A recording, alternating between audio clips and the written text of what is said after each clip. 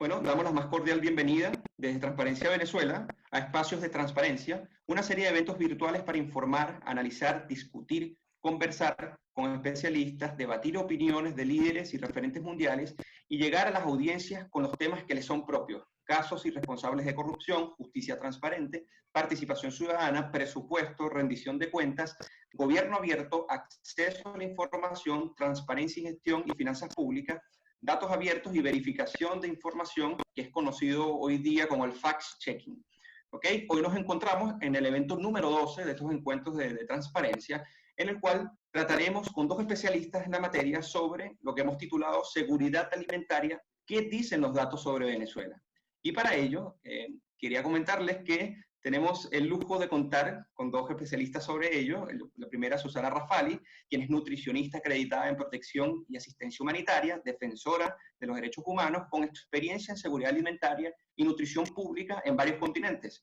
Y también tenemos el lujo de contar con María Soledad Tapia, quien es bióloga, profesora titular de la Universidad Central de Venezuela, la Facultad de Ciencias, es miembro correspondiente de la Academia de Ciencias Físicas, Matemáticas y Ciencias Naturales. A este evento se estructurará, disculpen, de la siguiente manera, ¿ok? Para que todos tengamos como la misma información de cuál van a ser los tiempos, tanto de exposición de María Soledad y de Susana Rafali, y también lo que vamos a dedicar a lo que son las preguntas y las respuestas, ¿ok? Tenemos planificado que este evento va a durar 60 minutos exactos, ¿ok? Este evento se va a grabar para que puedan verlo e ubicarlo en nuestro canal de YouTube, Transparencia Venezuela, y lo compartiremos en nuestras redes sociales, tales como Twitter, que en Twitter estamos como @nomasquiso, y en la página de Facebook, Transparencia Venezuela, y asimismo los invito a seguir estas redes para que puedan ver nuestras actualizaciones y suscribirse al canal de YouTube, claro está.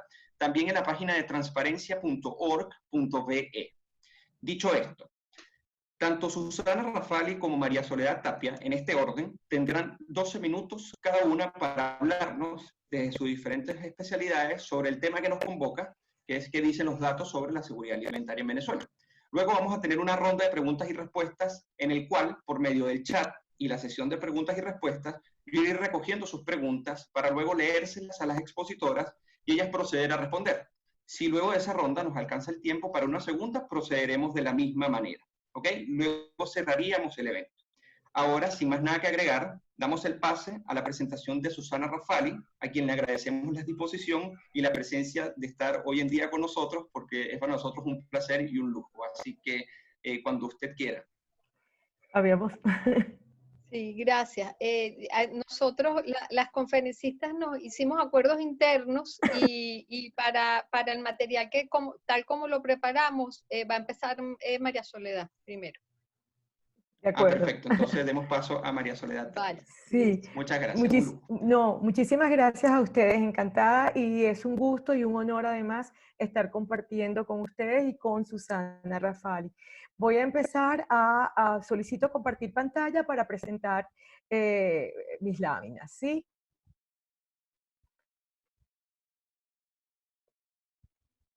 Bien. Perfecto, ¿y ya se están cargando? Perfecto. ¿Está listo? Perfecto, ahora lo que hace falta es que lo amplifique y listo, ya estaríamos. Perfecto. Ya está. Muy bien. Entonces, Bien. comienza el tema. Perfecto. Nosotros pensamos que una manera adecuada para iniciar la discusión sería recordando las dimensiones de la seguridad alimentaria y nutricional. De esta manera, al refrescar estos conceptos, esto nos va a permitir contextualizarnos mucho mejor en el tema.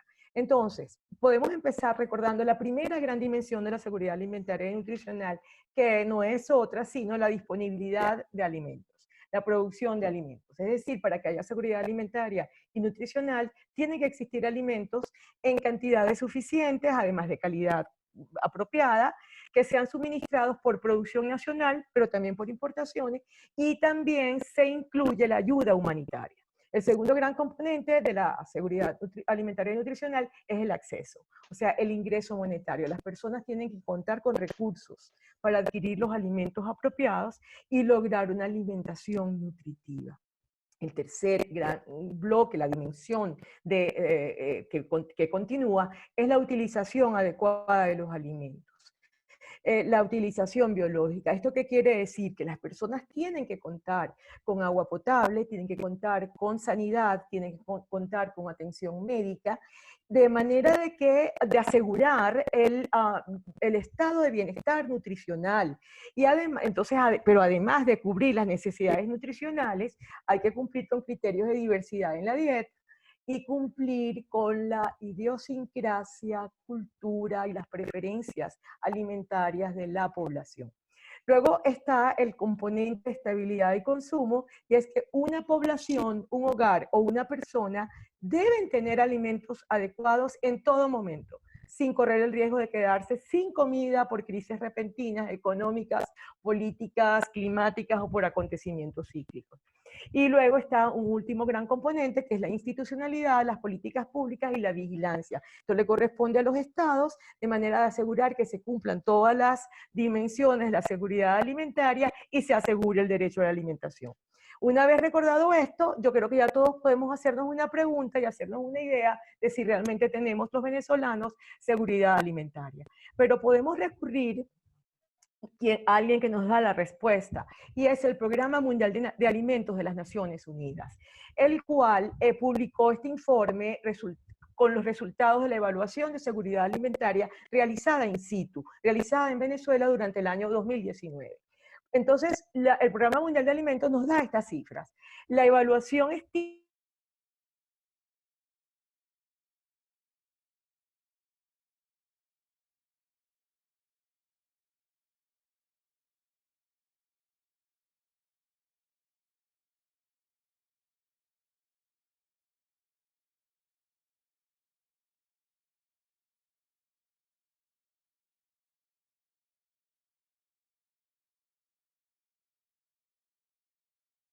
la seguridad alimentaria de los venezolanos. Entonces, ¿qué queremos decir con esto? Que lo que nos queda muy claro es que para producir, transportar, procesar y llevar a la mesa del consumidor los alimentos requeridos en cantidad, diversidad, regularidad, precio accesible y calidad, se requiere que estos componentes funcionen. Y nos preocupa enormemente saber que no están funcionando en Venezuela.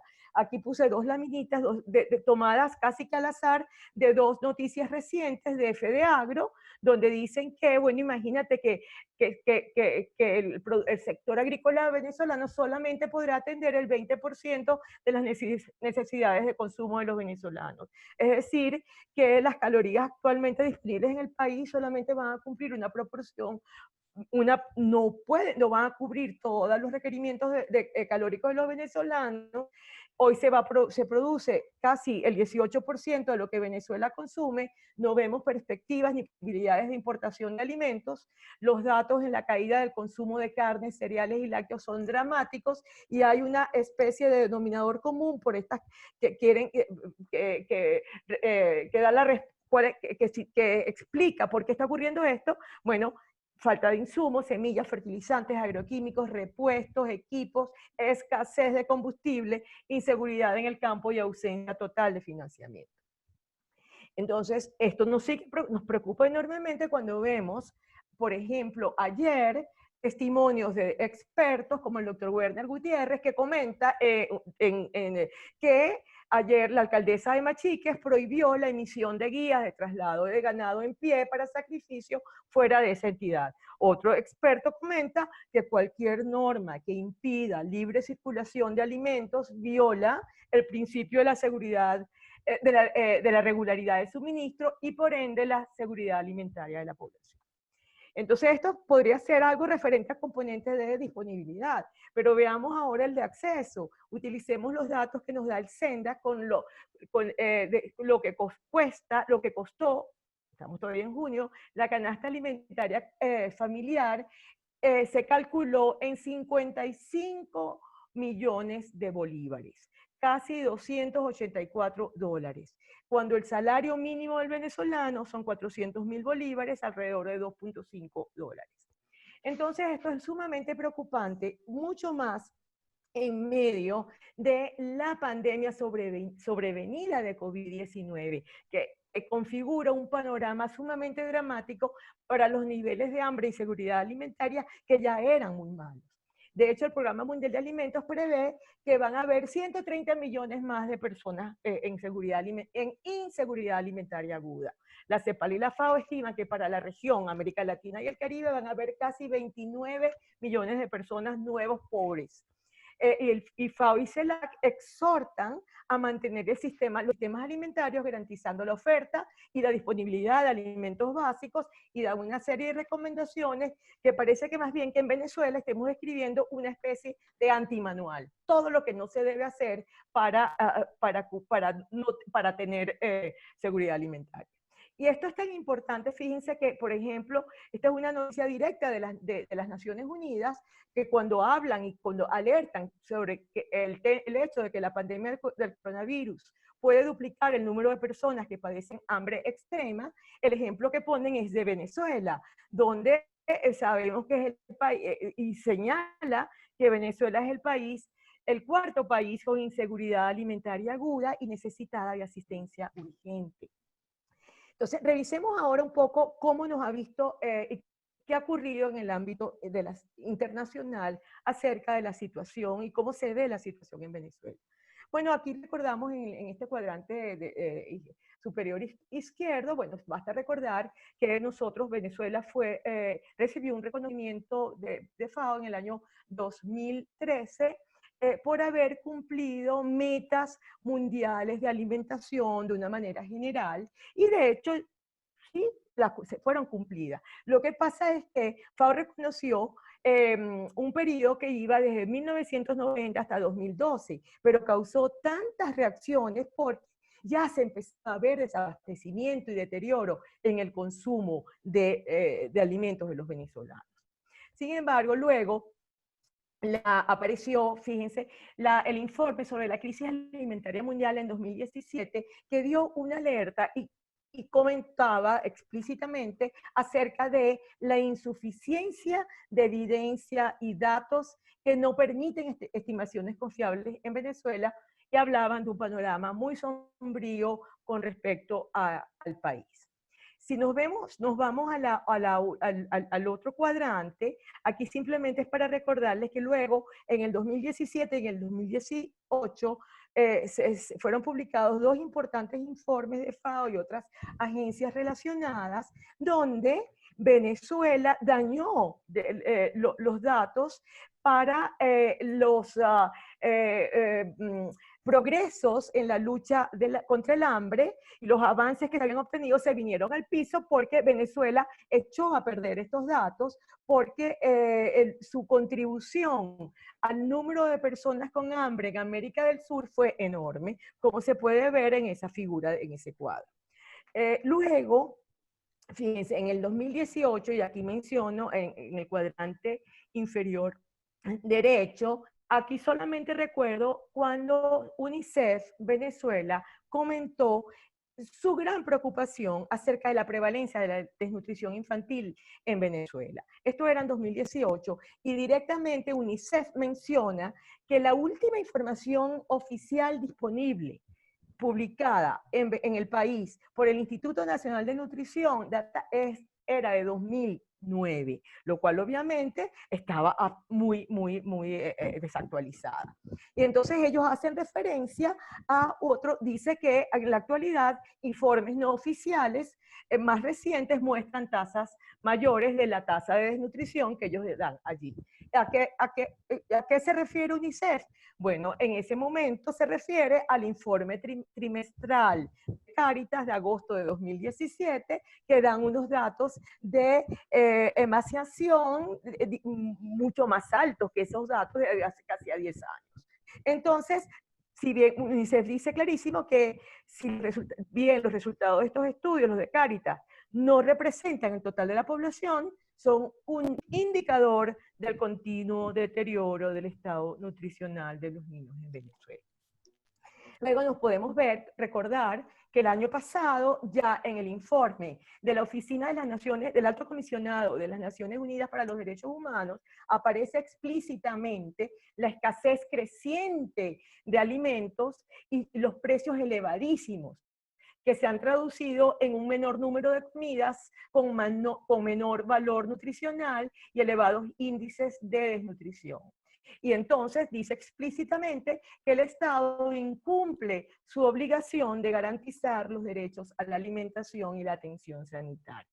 Luego vemos en el cuadrante de derecho superior que simplemente vemos el informe de la situación de la agricultura en el mundo, que salió en este primer trimestre de 2020, el cual señala que 44 países del mundo, solo 44 países, de los cuales 34 están en África, siguen estando en necesidad de asistencia externa de alimentos. Y en América Latina y el Caribe, de estos 44 países, solamente hay 2, Venezuela y Haití.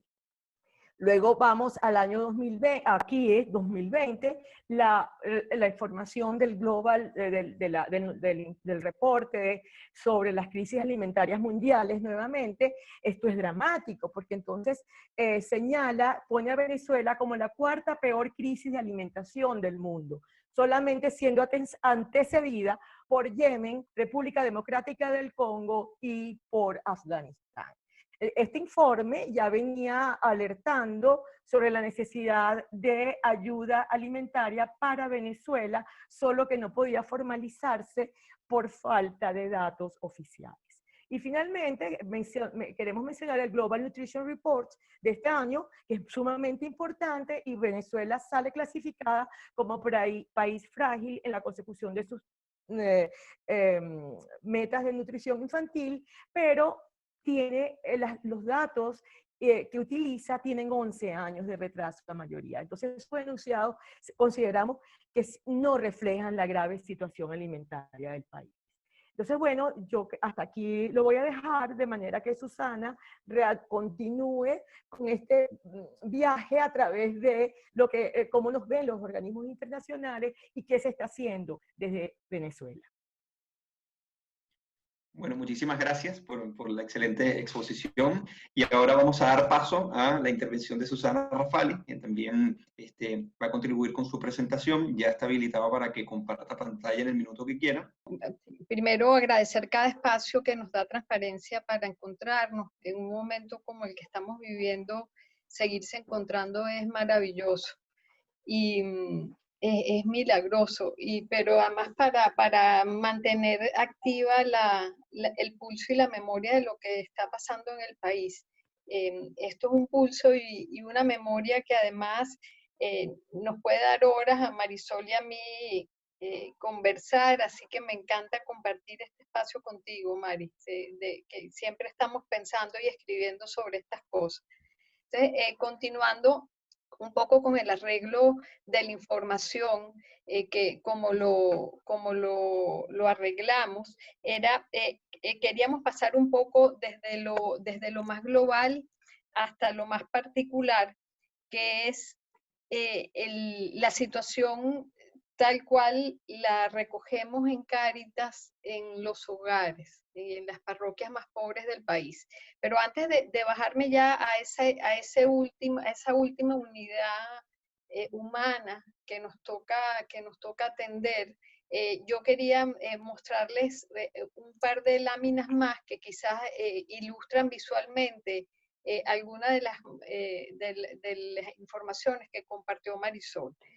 Como ella mencionó, hemos estado apareciendo en el Global Food Crisis Report. En el reporte mundial de crisis alimentaria veníamos siendo mencionados desde el año 2016 y la situación era grave, pero que no podían pronunciarse por falta de datos oficiales y recomendaban año tras año que se monitoreara la situación. Pero lo cierto es que nadie se hacía responsable. O sea, ellos son los responsables de llevar esa métrica y lo que hacen es denunciar que no se lleva. Eso son cosas que nunca verdaderamente hemos entendido. Pero igual, finalmente, también sabemos que es un país frágil en el que el Estado no da permiso para hacer las operaciones como sus protocolos de seguridad lo ameritan, pero finalmente con la anuencia del Estado, como mencionó Marisol, se desplegó el Programa Mundial de Alimentos el año pasado hasta finales de año.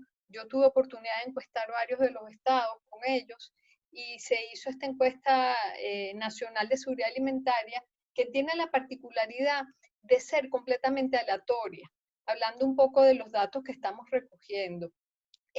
Quizás la captación de datos con más territorialidad la tienen Fe y Alegría y Cáritas, porque tenemos una escuela y una parroquia en cada lugar del país. Pero nuevamente, como dijo Marisol, esta información está sesgada a presentar la situación, a ser representativa de la situación de la gente que está mal. Ya de por sí selecciona quién está mal, mientras que la encuesta del Programa Mundial de Alimentos, cuando te dice, como dice esta lámina, que el 9.3 millones de personas están en situación de inseguridad alimentaria moderada o severa, hicieron una muestra aleatoria. ¿Qué quiere decir esto? Que todos tuvimos la misma oportunidad de ser entrevistados. De hecho, se los digo yo, que entre unas casas que digo, ¿para qué voy a hacer una encuesta aquí? Con varios carros, televisiones y cosas. Bueno, el punto es que esto a mí me conmueve de sobremanera, porque si habiendo tenido todos la misma posibilidad de haber sido entrevistados, 9.3 millones de venezolanos resultaron en inseguridad alimentaria moderada y severa, es porque la situación es gravísima, es verdaderamente grave, hasta el punto que se refleja en el gráfico del Reporte Mundial de Crisis Alimentaria como la cuarta peor crisis alimentaria en el mundo. Luego tenemos este informe, que es el panorama, el panorama de la seguridad alimentaria en el mundo, pero volviendo nuevamente el reporte de crisis alimentarias mundiales. ¿Qué traté de hacer yo con estas banderas? Yo lo que quise mostrarles es la preocupación con esta lámina, que el reporte menciona que entre el 2018 y el 2019 el número de personas en situación de hambre en el mundo aumentó 13 millones. No quiere decir que 13 millones es la totalidad de gente con hambre en el mundo, es mucho más, pero hubo un incremento de 13 millones de personas con hambre en el mundo entre el 2018 y el 2019. Y 9.8 millones de esas personas eran venezolanas. Eso es lo que quise reflejar con las banderas. Esto es brutal. O sea, que el 72% del incremento en el hambre en el mundo sea el hambre de los venezolanos, es algo que tiene que disparar todas las alarmas posibles. Y si nos bajamos un poquito más a la región, el último informe del panorama de la seguridad alimentaria en América Latina reporta lo mismo, no tanto a nivel del incremento, sino ellos calculan en la cuenta de personas en situación de hambre e inseguridad alimentaria en América del Sur, cuál es el total, y de esos cuántos son venezolanos, y da el 82%. O sea, el 82% de personas con hambre en América del Sur son venezolanos, y eso es lo que trato de poner en la segunda gráfica. Luego tenemos ese panorama de la seguridad alimentaria en América Latina, lo recoge también el panorama de la seguridad alimentaria en el mundo del 2019, en el que siempre con Marisol siempre exponemos donde tenemos oportunidad esta lámina, porque a pesar de ser un reporte global, nos dedicó un gráfico solo a Venezuela, cosa que no sucede. En los reportes mundiales los gráficos son regionales. Nos dedican esto porque la gráfica es sencillamente escandalosa.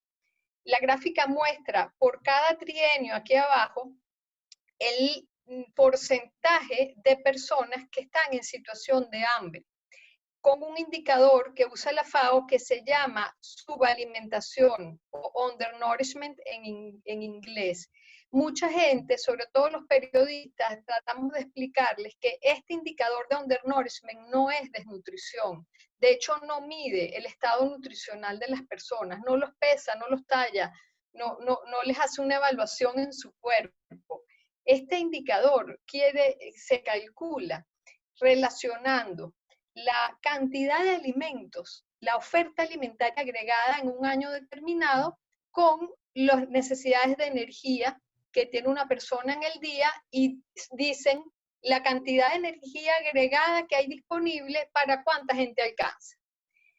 El resultado de esto para el último trienio, que fue 2016-2018, es que esa cuenta daba que si se repartiera ese inventario de alimentos en Venezuela en partes iguales, quedaría sin comer el 21.7, 21.2% de la población. Esto es 2018, está por salir en esta semana el del 2019. Eso yo estimo que puede estar entre un 23 y un 26%. Primero es dramático, o sea, pensar que la oferta alimentaria del país no alcanzaría si la situación económica mejora para que todos con un aumento de salario vayan a comprar comida, también puede dejar paralizado a cualquiera que esto le preocupe. Pero las otras dos cosas que explica el gráfico rápidamente es que nos compara. La línea vino tinto es América del Sur, la línea verde es América Latina y la línea azul es Venezuela. Entonces, cuando tratan de adjudicarle esto a las sanciones, aquí tenemos la primera respuesta. El aumento de la población en situación de hambre claramente comenzó en el trienio 2010-2012. Comenzó, y las sanciones comenzaron, si acaso, aquí. Lo segundo es la tendencia brutal de Venezuela a separarse de la región, como decía Marisol. La tendencia que venía trayendo la región de América del Sur a mejorar en términos de seguridad alimentaria, Venezuela la frenó y la jaló para atrás con este aumento abismal de personas en situación de hambre. Y lo tercero, que es muy dramático, estos trienios no son así planos, no pasó nada ahí más que el hambre, no. Entre el 2013 y el 2016, si hay economistas escuchando, se sabe muy bien que hubo una crisis brutal en los precios del petróleo, que bien pudiera entonces aparecer aquí la población en situación de hambre de México, si eso se debió a los precios, a la bajada de los precios del petróleo, o de Brasil, o de Ecuador, que también es país exportador. Y sin embargo no sucedió. En los países que les estoy mencionando, durante las crisis de disminución de los precios del petróleo, la población en situación de hambre no solamente no aumentó brutalmente como la de Venezuela, sino que disminuyó, porque al bajar los precios del petróleo se dispararon los mecanismos de protección social en esos países, cosa que aquí no sucedió, a pesar de que se hayan hecho los esfuerzos que se han hecho con los programas como los CLAP, como las transferencias monetarias, no están bien focalizados y la devaluación de la moneda lleva a que eso se vuelva polvo inmediatamente. Rápidamente, ya para terminar, quiero presentarle algunas gráficas de los boletines de Cáritas, no sin antes mencionar que la desnutrición en Venezuela pasa también por las fuentes de información. Nosotros estamos totalmente marasmáticos de generación de cifras oficiales. El Banco Central de Venezuela publica cifras de inflación cuando quiere, el Instituto Nacional de Estadística publica la Encuesta Nacional de Consumo de Alimentos con muchísimo retardo, y el Instituto Nacional de Nutrición, que está llamado a llevar las hojas de balance de alimentos, no las publicó más desde el año 2014-2015. Sin embargo, la sociedad civil ha llenado este vacío que ha dejado tanto el Estado como las agencias internacionales que los asesoran y que tienen como mandato generar información sobre la situación del país donde trabajan. Entonces, tenemos todas estas iniciativas de la sociedad civil, tenemos el faro nutricional de la Fundación Bengoa, tenemos los boletines regulares de la red agroalimentaria de Venezuela con estadísticas del sector agrícola, tenemos algunas informaciones de los sistemas de tamizaje del grupo social se sabe en las vicarías. Tenemos extraordinario en la hemeroteca, el seguimiento por hemeroteca que hace Secodap de las noticias de hambre en niños, incluso de muertes por desnutrición. Tenemos Convite generando datos también sobre desnutrición en adultos, y tenemos Provea, que hace un informe anual de la situación del derecho humano a la alimentación, y los monitoreos que recientemente por imágenes satelitales está haciendo la Sociedad Venezolana de Ingenieros Agrónomos. Tenemos también, gracias Marisol me ha hecho este homenaje de ponerme todos los boletines que tanto trabajo me han costado desde el 2016. Llevamos 13 boletines del monitoreo en sitios centinelas de Cáritas. Los sitios centinelas son las parroquias más pobres del país. No podemos estar en todas.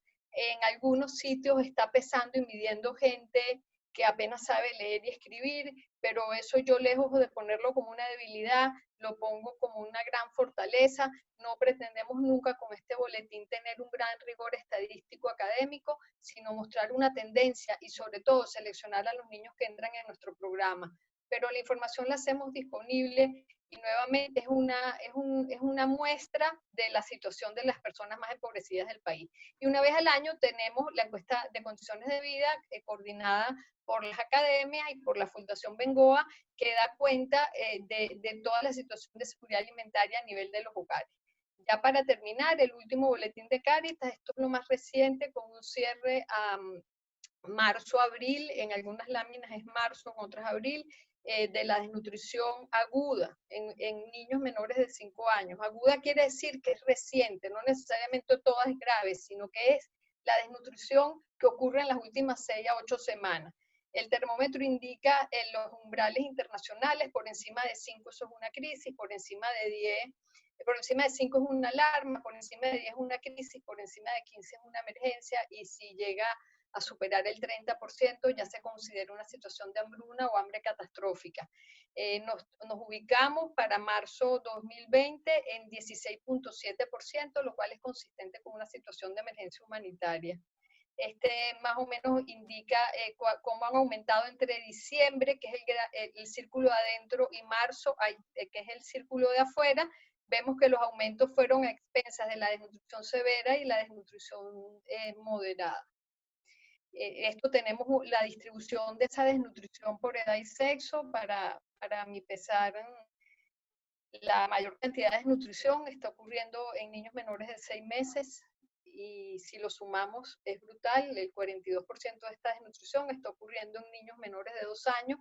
Las nutricionistas que estamos en línea sabemos que eso es lo que hemos llamado la ventana de los 1000 días o la ventana de oportunidad para que el niño aquilate y atesore todo su potencial de vida cognitiva, afectiva y social para el resto de la vida, y que representa además el capital humano del país. Esto es una hipoteca, que la desnutrición está ocurriendo a esas edades.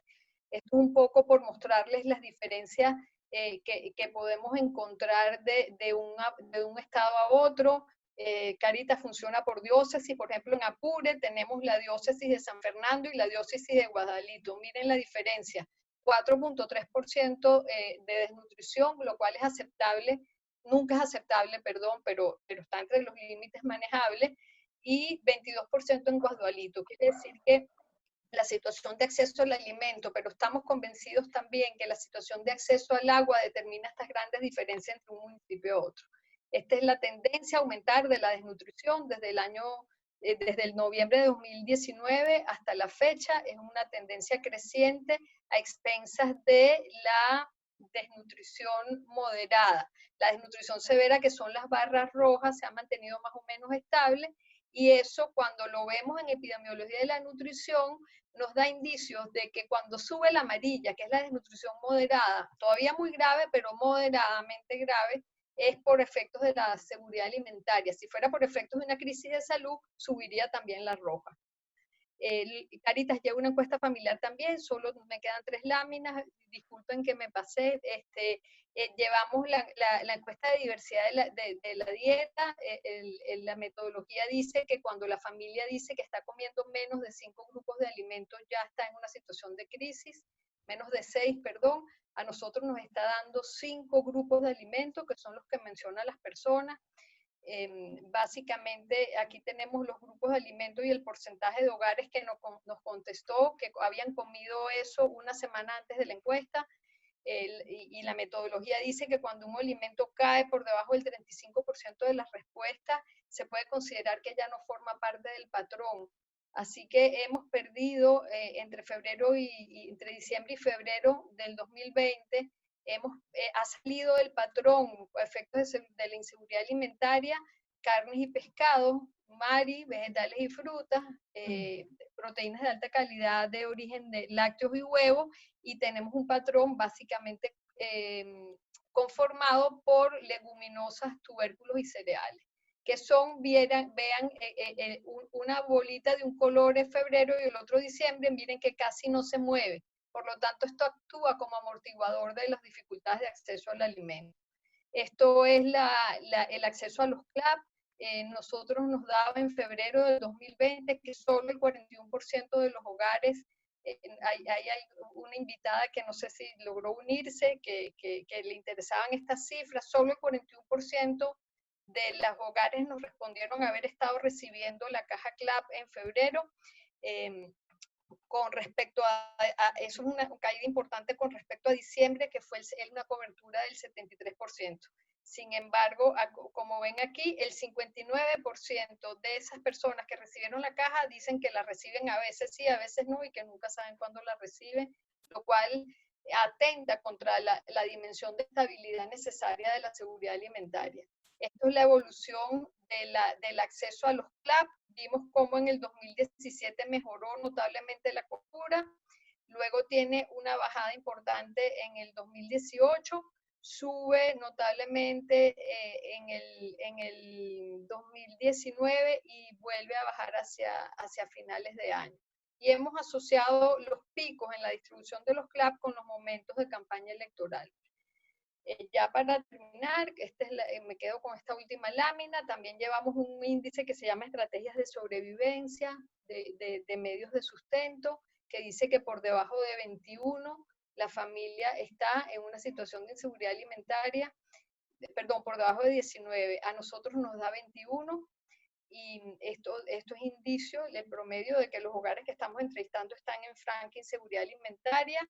Han aumentado todos esos tipos de estrategias notablemente desde diciembre, y solo por cerrar aquí, el 71% de los hogares nos dice que han comido alimentos que preferirían no comer, el 63% ha recurrido a la mendicidad, el 45% se han endeudado para comprar comida, el 51% está rebuscando comida en lugares no convencionales como los vertederos de basura y de los mercados. El 78%, el 80% dicen que han incurrido en algún tipo de privación alimentaria. Y el 44% ha liquidado bienes familiares, se ha destituido para poder comprar comida. Entonces, esta es la situación que tenemos casi en tiempo real. Estamos procesando los datos de mayo, pero nos vamos a ver obligados a cambiar la metodología del boletín, pero eso se los comento en algún otro momento, porque ya no podemos hacer jornadas. Estamos haciendo búsqueda activa de casos, pero lo que estamos encontrando es muy, muy preocupante. Muchas gracias por la atención. Bueno, muchas gracias, tanto María Soledad como Susana Rafali por esta detallada exposición sobre la situación agroalimentaria en Venezuela. Hay varias preguntas, si se fueron sumando de manera consecutiva. Nuevamente les voy a repetir cómo va a ser. Yo les voy leyendo las preguntas, ustedes van anotando los tips que más les interesen para poderlas responder, y vamos a empezar con una que la hace Yuslaini Aristigueta desde Caracas. Pregunta a ambas. En un estado que esconde toda la información, ¿qué instrumentos aplican para llegar a la realidad de la cual la crisis alimentaria que tenemos en el país? De antemano, gracias. Luego tenemos otra de buenas tardes, interesantes estadísticas. Ahora bien, seguramente hay diversos factores que contribuyeron al incremento desde el 2018 en la crisis que se refleja. ¿Se puede priorizar las causas y señalar al menos 3? Luego tenemos una pregunta de Alejandro Gutiérrez. ¿Qué debería hacer un nuevo gobierno diferente al actual para mejorar el estado de la seguridad alimentaria y nutricional de Venezuela? Luego tenemos otra, y si quieres cerramos con esta para irla respondiendo, ¿les parece? ¿O vamos acumulando? No. Ok. Luego, buenas. Una pregunta para Susana. ¿Qué tanto afecta para la financiación de algunos de estos programas alimentarios la retirada de la embajadora de la Unión Europea? Wow.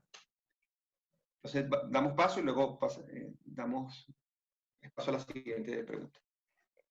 Bueno, si quieren, yo puedo responder un poco a quien hizo la pregunta acerca del tema de la opacidad de los datos.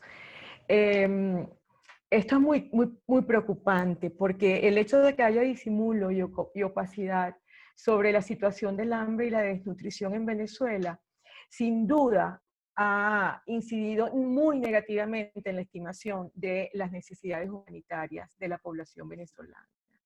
Se retarda la activación de mecanismos de respuesta, la movilización de fondos, eso tiene que ver, eso lo va a contestar Susana, la movilización de fondos y la planificación humanitaria relevante.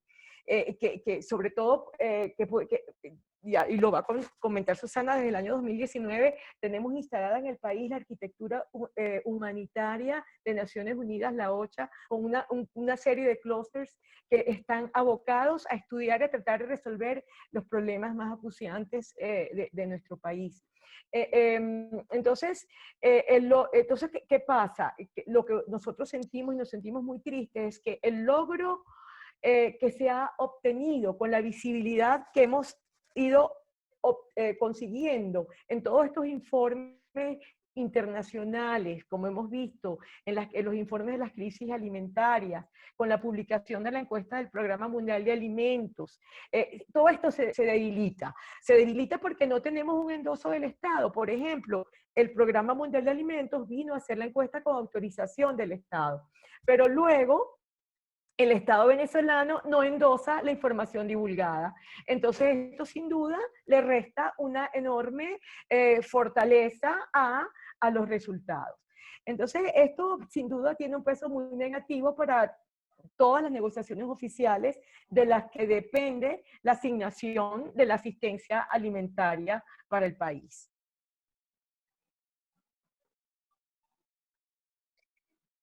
Sí, bueno, no, sobre las fuentes de información, como lo mencionamos, la más grande y la de mayor escala fue la encuesta en situ del Programa Mundial de Alimentos, de mucha rigurosidad. Pero bueno, cada una de estas organizaciones cuya lámina pusimos están haciendo sus diversas encuestas en terreno. En el caso particular de lo que yo tengo más cerca, es las jornadas de nutrición y alimentación que realiza Cáritas en las parroquias más desfavorecidas del país. Sobre las causas, nosotros verdaderamente necesitamos explicar que en algún momento, a partir de noviembre del 2019, vimos cierta mejoría. De hecho, Venezuela entró en esta pandemia, cuando entramos en esta situación, la desnutrición nos había bajado casi al mismo nivel de desnutrición que encontramos cuando comenzamos el sistema Centinela en el 2016. Nos daba 8%. Nos da ahora en abril 16.2, y eso es bastante consistente con las proyecciones que hacen las agencias internacionales de que la desnutrición aguda en todo el mundo se iba a duplicar por efecto de las restricciones económicas que impone la pandemia. Sin embargo, ¿a qué atribuimos los movimientos en los últimos años? Yo pensaría, no me va a dar tiempo, pero tengo una lámina que es muy, muy ilustrativa en la que yo puse la curva de aumento de la desnutrición y la del DICOM. La desnutrición aumenta cada vez que se devalúa el bolívar. La desnutrición aumenta cada vez que baja en 10% la cobertura de los CLAP. Entonces, a mí esto me conmueve muchísimo, porque de tanto decir desnutrición se nos olvida que son niños. Entonces, no puede ser que un país esté con la situación de nutrición montada sobre los rieles de una montaña rusa, que es el CADIVI, que es la cobertura de los CLAP, que es que nos portamos bien o nos portamos mal, que es que son las sanciones o no son las sanciones, y los que van dentro del vagón son niños. A mí me parece esto preocupante, y yo con esto no estoy queriendo culpar a nadie de esto, sino que lo que estoy diciendo, el ejemplo que puse de la disminución de los precios del petróleo, es que si verdaderamente aquí en este país hubiera un sistema de protección social serio que se respete, este país se pudo haber caído y esa curva de la desnutrición infantil tenía que haber permanecido plana, porque para eso son los sistemas de protección social. Entonces yo asocio los últimos incrementos de la desnutrición básicamente a 3 factores muy importantes. Primero, el quiebre en el acceso a agua potable. Hay países en el mundo que aún teniendo, sin haberse modificado su acceso a alimentos, la desnutrición sube por falta de acceso a agua, porque se asocia a enfermedades intestinales. La segunda es la dificultad para el acceso a gas para cocinar. Los propios voceros de PDVSA dicen que la brecha en el acceso a gas, de la bombona, que creo que es propano, es de 80%. Esto está incidiendo notablemente en el tema de la nutrición también. Y tercero, la falta de gasolina. La gente no ha podido movilizarse lo suficiente para facilitarse el acceso a los alimentos en los momentos en el que el bolívar se devalúa y hay que ver cómo se hace y hasta dónde más lejos se puede ir a buscar algo de ingreso. Entonces esas tres cosas me preocupan. Si eso está asociado o no a las sanciones, yo no voy a entrar en ese terreno de análisis. Yo sí creo que las sanciones han complejizado mucho, incluso el trabajo humanitario. Agencias humanitarias aquí una tras otra, que por el efecto del overcompliance estamos sufriendo las de Caín para manejar las transferencias monetarias para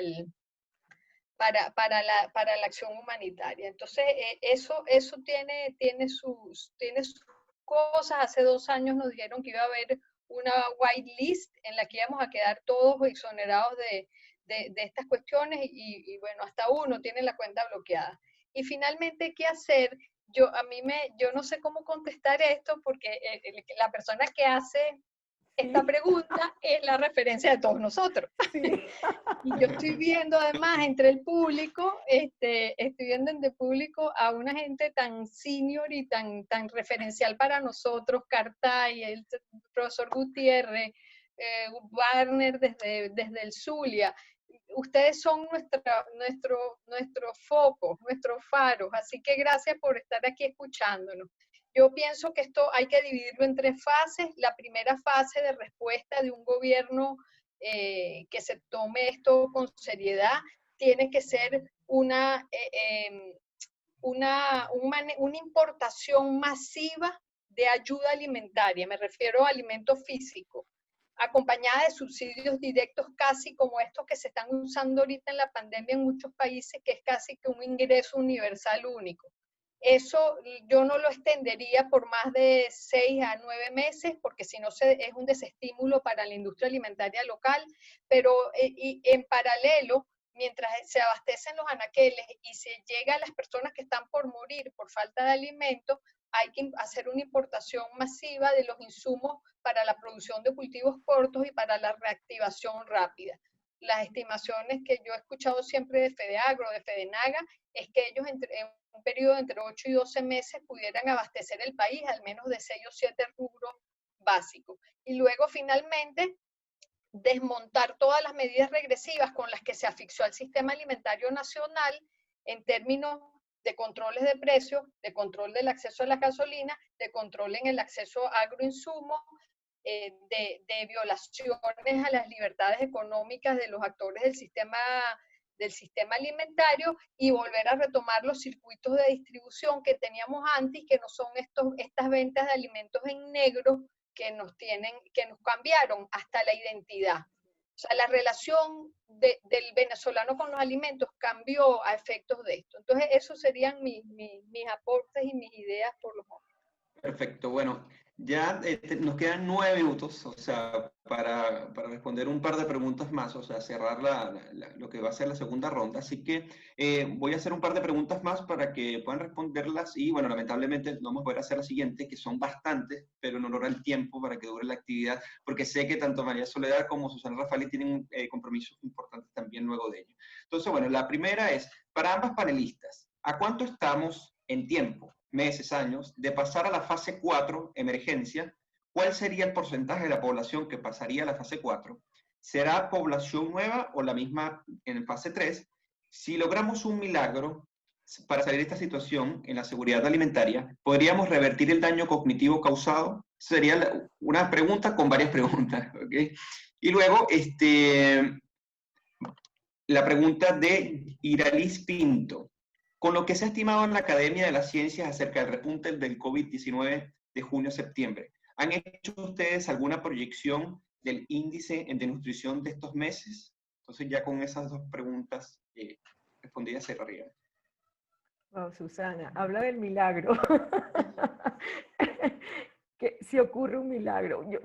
Antes de darle la palabra a Susana, porque imagínense, ella es una referencia en esto, yo siento que en Venezuela hemos escrito un antimanual, o sea, se ha hecho exactamente lo contrario a todo lo que han recomendado los organismos internacionales, y ahorita en plena pandemia han aparecido una gran cantidad de contenidos maravillosos, con unas orientaciones clarísimas, algunas de ellas firmadas por nuestro ministro de Agricultura, y resulta que se hace exactamente lo contrario. Cuando yo vi lo que dijo el doctor Werner ayer sobre machites, y lo que yo veo, lo que dice Fedaro, yo digo, Dios mío, no puede ser que no haya sentido común, porque son a veces simplemente decisiones de sentido común.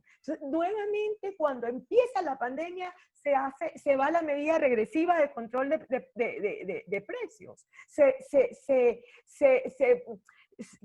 O sea, es algo como que no logras entender. O sea, entonces tú dices, el milagro puede ocurrir, porque el milagro es con sentido común, con voluntad y con verdadero conocimiento del manejo de la situación que se tiene. Entonces, no es una cosa, además, absolutamente imposible de conseguirse, porque es tan tremendamente precaria y mala la situación en la cual nos encontramos, que cualquier mejora va a ser una maravilla. A ver, Susana, habla del milagro. El milagro. Yo no creo que vaya a haber un milagro. El milagro tal vez pueda ser que finalmente pueda entrar el Programa Mundial de Alimentos, pero aún así el Programa Mundial de Alimentos, y menos bajo la presión planetaria en la que está ahorita, tiene la capacidad de llegar a 9 millones de personas. Y además el Programa Mundial de Alimentos, cuando viene, no se crean que va a venir con, no puedo nombrar marcas, pero no va a venir con los alimentos que comemos. No va a venir con diablito ni saca. No, el Programa Mundial de Alimentos va a venir con una ración de alimentos bastante estándar, que no nos va a gustar mucho, y probablemente venga bajo el control de algún programa oficial. Así que eso que pudiera ser el milagro más parecido, lo asocio ya más a que el Programa Mundial de Alimentos eventualmente para su logística monta algunos corredores humanitarios que nos permita accesar, y que además le hemos recomendado mucho que si vienen, utilicen, por ejemplo, si los dejan entrar por la vía del programa escolar, utilicen el niño escolar como índice para llegar a toda la familia con transferencias monetarias o con algo más. Me parece interesantísima si la pregunta, ¿quiénes pasan a una fase 4 de hambre catastrófica? Si las mismas que están en la fase 3, que se empeoran, o pueden haber nuevos. Yo mencionaría que pueden haber de las dos cosas. De hecho, estaba tratando de abrir, pero no me quiero demorar más, la información que les presenté georreferenciada en un mapa.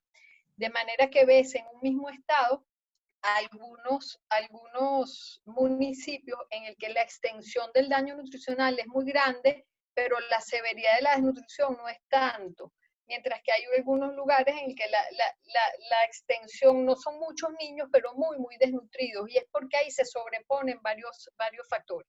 Entonces yo creo que pudiera resultar, incrementándonos las cifras de desnutrición aguda en forma importante, estados en los que no había desnutrición antes por efectos de un brote de alguna enfermedad infecciosa, porque aumenten mucho los casos de coronavirus allí, o porque aumente la malaria o se queden sin agua definitivamente. Así que puede haber una mezcla de ambas cosas. Y la tercera pregunta era... déjeme buscarla, pasa que estaba leyendo las siguientes. Se me fue. Sí, con respecto a lo que se ha estimado la Academia de la Ciencia acerca del repunte del COVID-19 de junio a septiembre, si se ha hecho alguna proyección del índice de desnutrición en estos temas. Sí, nosotros, como les mencioné, las cifras que les presenté fueron hasta abril. A partir de abril, el boletín de Cáritas tiene que cambiar de metodología, porque ya no se hicieron más tamizaje, sino búsqueda activa de casos. Entonces yo, si les digo que nos aumentó a 58%, eso no se tiene ni siquiera en Yemen. Y es porque estamos yendo a buscar al niño desnutrido, claro, no a los que están, no midiéndolos a todos. No hay del denominador cambió. Entonces, lo que estamos midiendo ahí es la tendencia en lo que se llama en la metodología el case load, la carga de casos de desnutrición que estamos manejando, y se duplicó, que era lo que se esperaba según los pronósticos. Nosotros damos cuenta de que la desnutrición aguda se nos duplicó y que están viniendo niños además con formas de desnutrición muy severas, y lamentablemente estamos reportando el fallecimiento de unos 2 a 3 niños por mes, que ni siquiera pueden llegar. Están niños severamente desnutridos que referimos a las unidades pediátricas, y cuando llegan ahí no los aceptan porque no están suficientemente graves y se mueren en su casa. O porque el último caso, un niño que llega a una unidad pediátrica, está la fórmula terapéutica que tanto nos costó traer, pero no hay catéteres pediátricos. Ni hay personal, o sea, no hay personal. Las 3, 4 enfermeras que hay no se dan abasto, no me dejan entrar a las monitoras porque el hospital está militarizado, porque estas monitoras pudieran ver con un gotero, con algo, y no es posible. O sea, se muere un niño, eso en latín es diabetes mellitus, o sea, es un hambre en medio de la llenura. Tan bellas las unidades pediátricas, todas abastecidas con la fórmula de UNICEF, pero no hay catéteres, no hay enfermeras y no hay nada. Entonces, no estamos listos, estamos curtidos para que esto aumente, pero no estamos listos para mitigarlo, así que yo creo que vamos a acusar un golpe muy fuerte en términos de mortalidad infantil por desnutrición en los próximos meses. Bueno, quería ya comentarles que hemos, bueno, lamentablemente llegado al final de este muy interesante y detallado encuentro. Nuevamente, bueno, agradecer a Transparencia Venezuela por medio de encuentros de transparencia, poder facilitar esta instancia, este canal para poder realizar estas interesantes actividades, y fundamentalmente, bueno, a María Soledad Tapia y a Susana Rafali por estar acá, compartir su disposición, su empatía con todo ello, bueno, y ese detalle con el cual nos expusieron cada uno de los datos, y bueno, seguir invitando a todos los que asistieron hoy día a esta actividad, diciéndoles que, bueno, en Espacios de Transparencia promovemos actividades y encuentros de este tipo muy a menudo, a los cuales están cordialmente invitados, y se van a ir enterando por medio de nuestras redes sociales. Por eso es que es fundamental que nos sigan en cada una de ellas. Y bueno, desearles a todos muy buenas noches, y nuevamente sumamente agradecido también con Jesús Urbina, que está tras cámara, junto con Briseida Morales Alburjas, que también ha estado siempre apoyando acá para que esto pueda ser posible. Gracias. Gracias a ustedes. Hasta luego, gracias. Hasta luego. Muchísimo éxito y muchísimas gracias. Adiós. Hasta luego. Adiós.